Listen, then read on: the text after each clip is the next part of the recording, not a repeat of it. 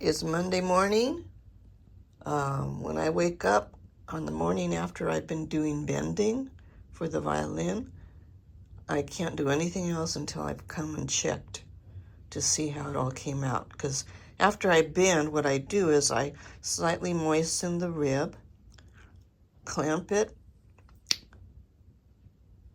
as closely as I can, and hopefully overnight, as it sits clamped and the rib dries, then it will set that bend. And by golly, it did. Because I had a little bit of a struggle yesterday with one of the bouts. There were some gaps. I think the gaps were right here and kind of in here. And so I was hoping that that would go away, and it did. So let me show you what I've got. It's not even clamped right now, but see how closely it follows? And especially that inner portion there is nice and close, and I don't even have it clamped. When it's clamped, it will be even better. Let me show you the other side. All right, here's the other side. Fits nicely. And you see tiny gaps, but with the clamps, when it's all clamped up, it will all be close.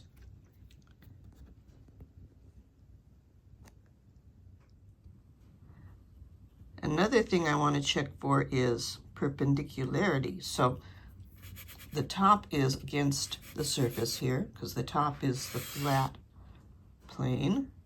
And so you check everything from the top. And so I have a little square here. And you want to make sure that the rib is nice and perpendicular to the form. Hard to do this with one hand holding the camera. And everything looks wonderful. I think this is the best rib I've ever done. And so what I think I'm going to do is I'll probably glue this and then work on bending the other rib. But I had no cracking, no scorching. I was a little concerned about the little clamping cauls I was using, because I had lined them with some leather that was from an old purse I had, and I was concerned whether or not that leather would stain, but it didn't. So this is good. I'm so happy. I hope the other rib comes out as nicely. The lower bout and upper bout ribs are easier. The lower bout the easiest because it's the slightest bend. The upper bout is a little bit harder because there's sharper bend, you know, right here.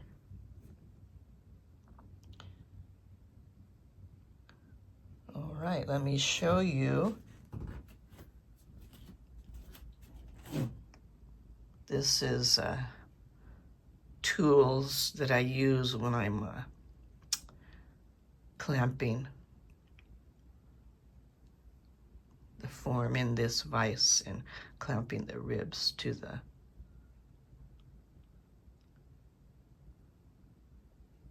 mold. I think I'll clamp it up to show you how it's clamped up. And here is where I was doing the bending. So I love this little bender. You can adjust the temperature. It's in Celsius, because most of these tools are made in China. So it's in Celsius, but I do it at about 170 degrees Celsius. I'm not sure what that translates to in Fahrenheit. And I have some water to dampen the rib as I'm bending. And then I was using this bending strap, which is your traditional one, I'm going to try this one as well that I made long ago. It's not really the same kind of steel, but I think it's stainless, but it's thinner. It's aluminum or something. And I liked it because these are easier to grab than those handles. And the fact that it's shorter also helps you do a little easier controlling. I'm not sure, we'll see. Here's one of the clamping calls. See, I had super glued a piece of leather on there, and I have it marked as to which bout it is. And here is what I did yesterday, clamped up. So here's how it works. That piece of the clamp rests behind the block that is glued to the mold, and then you position the clamping caul down there, and you tighten the wing nuts once you have everything adjusted. And it's a little bit fiddly because everything's tiny. You know, the clamping caul is tiny and it wants to shift back and forth a little bit, so you have to work with it to get it positioned exactly where you want it.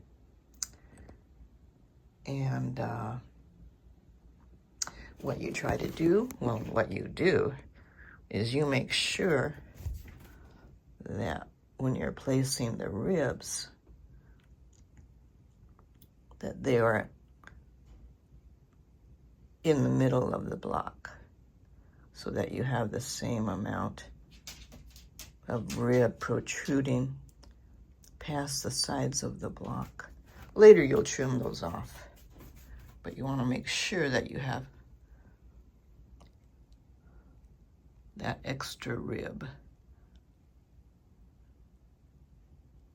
beyond both sides of the block.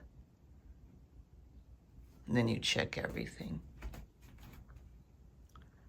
But here are the various things that I use. The hammer is there because when you first clamp it in, what you do to make sure that there are no gaps is you kind of place your thumb or your hand down, pressing down in the center of the bout.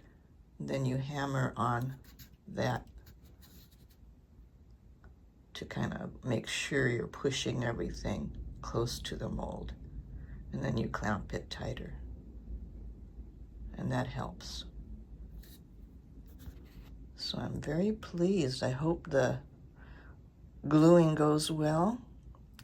I like fish glue because I have working time to put the glue on, set the clamps on, and adjust everything before the fish glue sets. With hide glue, you don't have as much time.